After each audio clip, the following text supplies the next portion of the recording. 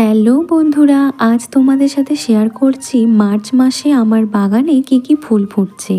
প্রথমেই দেখো এই পিটুনিয়াগুলো, এগুলো আগের বছর নভেম্বর মাসে বসিয়েছিলাম। এখনও দেখো কি সুন্দর গাছ ভরে ফুল ফুটছে। আমার বাগানে প্রায় 5-6 রকমের পিটুনিয়া রয়েছে। এরপরে রয়েছে এই ভারবেনাগুলো, এগুলো এখনও গাছ ভরে ফুটছে।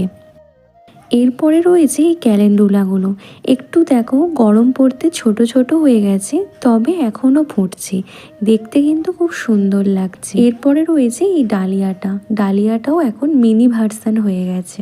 এছাড়া কিছু চেরিগোল্ড এবং গাঁদা ফুলও ফুটছে, তবে তা ছোট ছোট হয়ে গেছে। এগুলো হলো ফ্লক। এই ফুলগুলো এখনও আমার বাগানে গাছ ভরে ফুটছে। এরপর দেখো আমার এই হলিওক গাছগুলো, এগুলো যেন আলাদাই সুন্দর, আমার বাগানকে একদম ভরিয়ে রেখেছে। এরপরে রয়েছে কিছু নয়নতারা। এই নয়নতারাগুলো আমার আগের বছরে নতুন করে গ্রোথ হয়ে আবার তাতে ফুল ফুটতে শুরু করেছে।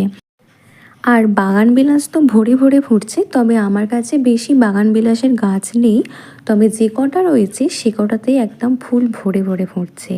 তো তোমাদের এতগুলো গাছের মধ্যে কোন ফুল গাছটা সবথেকে বেশি ভালো লাগলো, আর তোমাদের বাগানেও এখনও কি কি ফুল ফুটছে আমাকে কমেন্টে জানাতে ভুলো না।